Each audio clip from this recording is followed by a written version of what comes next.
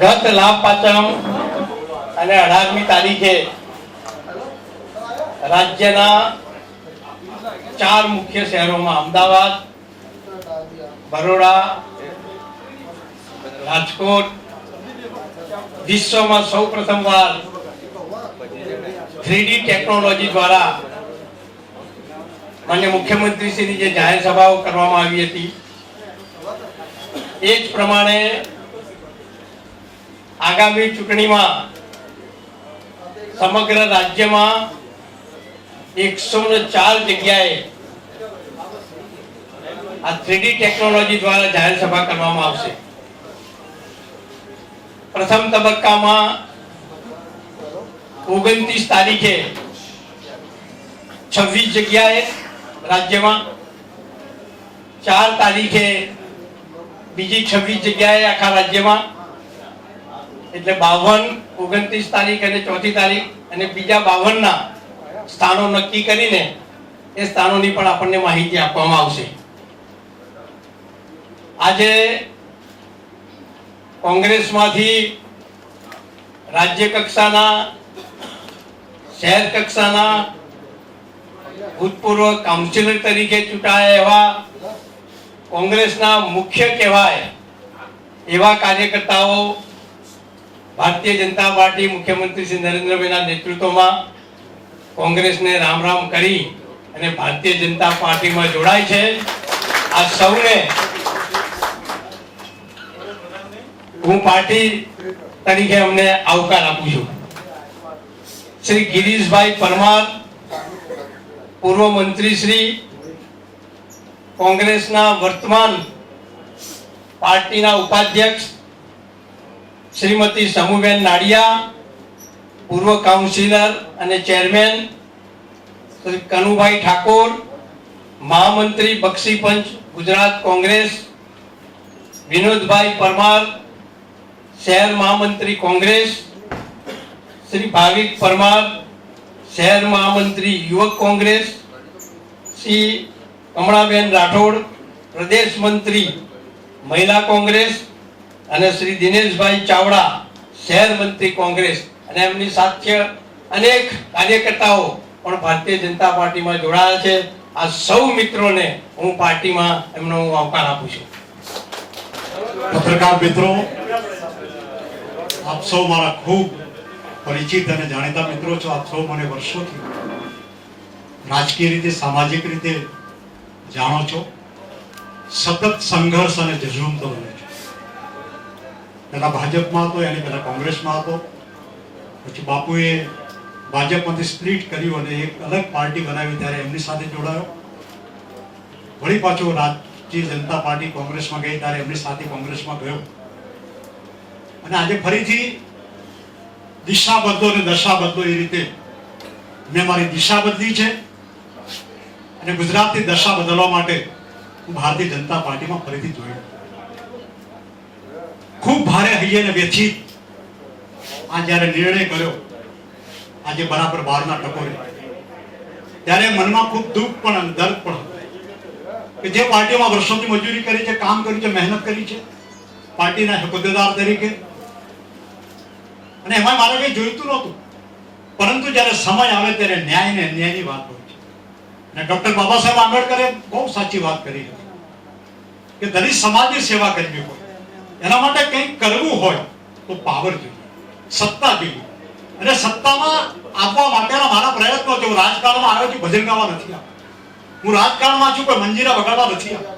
મારામાં પણ મહેચ્છા હોય, મારામાં પણ જે ઈચ્છા હોય બધી હોય, અને ડોક્ટર આંબેડકરના વાક્યો પર, એમના શબ્દો ઉપર હું ચાલું છું કે મારે મારા સમાજની, દલિત સમાજની સેવા, મારા સમાજને થતા અન્યાયો માટે મારે લડવું છે, મારે જવું. અને જ્યારે પણ કોઈ પણ અત્યાચારના બનાવ હોય ત્યારે મેં પહોંચીને ન્યાય આપવાનો પ્રયત્ન, પછી એમાં થાનગઢની ઘટના, જુનાગઢની ઘટના, કોઈ પણ ઘટના, આ જે કઈ બાબતો છે એની સાથે સાથે ગુજરાતની 13 વિધાનસભાની બેઠકો, જે રિઝર્વ બેઠક છે, અનામત બેઠકો, એમાં દાણીલીમડા વિધાનસભાની જે બેઠક છે એ દાણીલીમડા વિધાનસભાની બેઠક અનામત છે, રિઝર્વ બેઠક. અમે કોંગ્રેસના ગુજરાત પ્રદેશના નેતાઓ અને દિલ્હીના જે નેતાઓ છે એ તમામને અમે વારંવાર જે હાઈકોર્ટમાં કેસ ચાલે છે અમદાવાદની મેટ્રો કોર્ટમાં જેનો કેસ ચાલે છે કે આ દલિત નથી અને એનું સર્ટિફિકેટ બનાવટી છે. એ મારવાડી મૂર્તિ રાજસ્થાનના છે, જે ગુજરાતના શેડ્યુલ કાસ્ટના લિસ્ટમાં આવતા નથી અને એમને રિઝર્વ બેઠક ઉપર એમને ટિકિટ આપી ન શકાય, એમને ઉમેદવારી માટે પાર્ટી નક્કી ન કરી શકાય. વારંવાર કહેવા છતાં પણ પાર્ટીએ કોઈ મમત રાખી હોય કે કોઈ પણ કારણો હોય, એ કારણોસર ફક્ત એક જ વ્યક્તિ કે છેલ્લા 32 વર્ષથી આ અનામત બેઠક ઉપર દલિત સમાજનો હક અને અધિકાર ભોગવે છે, એની સામે અમે બંધ પોકાર્યો, એની સામે અમે અવાજ ઉઠાવ્યો, એની સામે અમે અમારા નેતાઓને વાત કરી, તેમ છતાં પણ કોઈ નિર્ણય ન લેવાયો. અને છેલ્લે આજે 12 વાગ્યા સુધી આજે પ્રદેશના પ્રમુખે મારી સાથે વાત કરી, આજે 12 વાગે 8 દિવસ એમને સમય મળ્યો મારી સાથે વાત કરી અને ઉપપ્રમુખ તરીકે રાજીનામું આપ્યું. મેં મારી સાથે જયંતિભાઈ પરમારે પ્રવક્તા તરીકે રાજીનામું આપ્યું, ખેમચંદભાઈ સોલંકીએ રાજીનામું આપ્યું, ગુણવંત મકવાણાએ મહામંત્રી તરીકે રાજીનામું આપ્યું, પરંતુ આજ સુધી અમારી સાથે કોઈને વાત કરવાનો કોઈ સમય નહોતો કે અમને ફોન કરવાનો પણ ટાઈમ.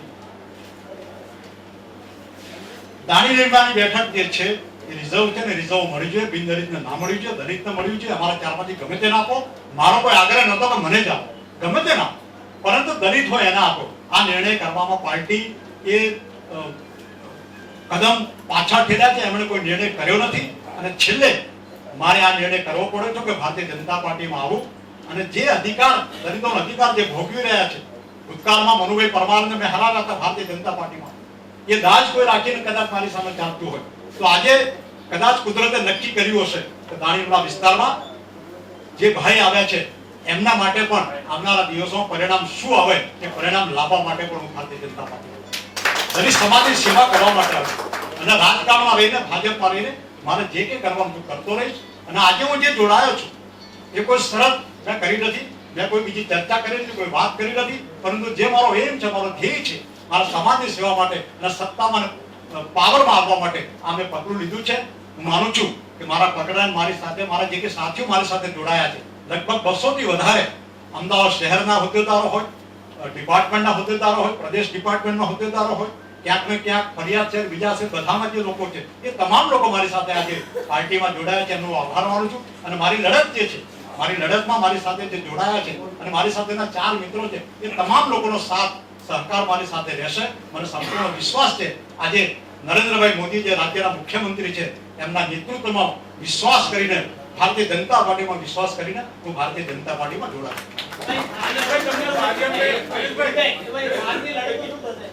ફાનની લડત છે, મારો મુદ્દો ચાલુ રહેશે અને હું રાજ્યના મુખ્યમંત્રી અને રાજ્યના હોમ મિનિસ્ટરને હું કહીશ કે જે પીએસઆઈ ની સામે જે કે એફઆઈઆર થઈ છે એમની તાત્કાલિક ધરપકડ કરવામાં આવે, એ મારી માગણી હું અહીંયા પણ ચાલુ રાખીશ. મને ક્યારે વચન નથી આપ્યું, આમાં વચનો હોતા નથી. જે વ્યક્તિ યોગ્ય હોય અને જે ત્યાં ચાલી શકે એવા હોય એવા લોકોને પાર્ટીએ પસંદ કરવા જોઈએ અને પસંદગી પાર્ટીએ કરી નથી.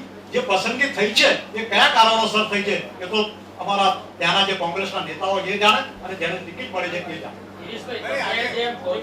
તમારી માંગણી પાર્ટીની સામે મૂકીશ, સીએમ સામે મૂકીશ કે હોમ મિનિસ્ટર સામે મૂકીશ, આ જ વસ્તુમાં જેના માટે તમે દલિતોના મસીહા થઈને આખું ગુજરાત ગજવ્યું, નરેન્દ્ર મોદી સહિત ભાજપને તમામને તમને જે ભાષામાં તમારે જે કંઈ કહેવાનું તે બધું તમે કીધું.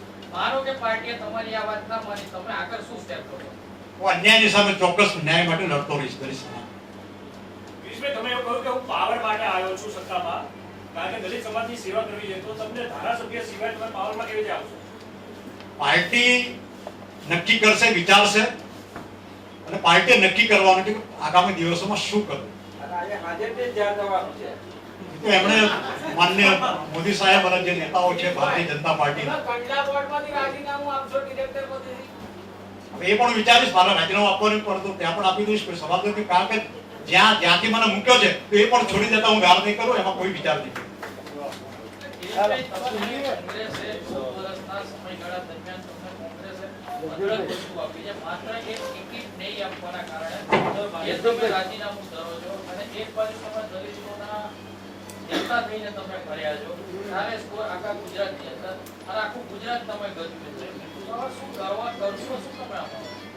આવ્યો છું, ઘણું બધું કરી શકીશ. ગિરીશભાઈ, તમે ભાજપ સરકારને દલિત વિરોધી સરકાર કહી હતી. હા, તો હવે તમને લાગે છે કે અચાનક ભાજપ સરકાર મેં કહ્યું કે ન્યાય માટે લડતો રહીશ દલિત સમાજના. ગિરીશભાઈ, તમારે આપણે ભાજપ કોઈને તો પછી તમારા લોકોનું શું પગલું રહેશે? અહીંયા ટિકિટ ના મળે તો, હા, ભાજપમાં ના મળે તો તમારે પાર્ટીમાં ના મળે તો પાર્ટી સત્તા ઉપર છે ને સત્તાની સાથે કામ કરીશ.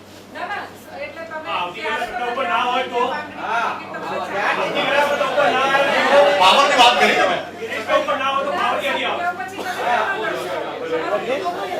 નહીં, નહીં, પાર્ટી પર એક કામ કરીશ, લોકોની સમાજની સેવા કરીશ. સમૂહબેન પણ આવે છે મારી સાથે. માનનીય પ્રમુખ સાહેબ, માનનીય બારોટ સાહેબ, ભાજપના અગ્રણીઓ, પત્રકાર મિત્રો, આજે તમે પત્રકાર મિત્રને મારે જાજુ નથી કહેવું, કારણ કે એ મારી સ્થિતિ અને મારા કામની લલકાર એમને જોયેલી છે. પણ મને કઈ કોઈ જગ્યાએ અન્યાય થયો હોય અને અંધારામાં રાખે અને સવારે ઉઠ્યા એટલે કઈ ના હોય, સુરસુર્યું હોય, એ મને બહુ દુઃખ લાગી છે. એના લઈ અને મેં મારું મન વારે દીધું. મેં 14-15 વર્ષે જ કોંગ્રેસ છોડી છે અને અહીંયા બી હું આવી છું તો કઈ એવું નથી કે મને ટિકિટ આપો, હું સેવા જ કરીશ. આ મારી ધ્યેય છે. જય હિન્દ, જય ભારત.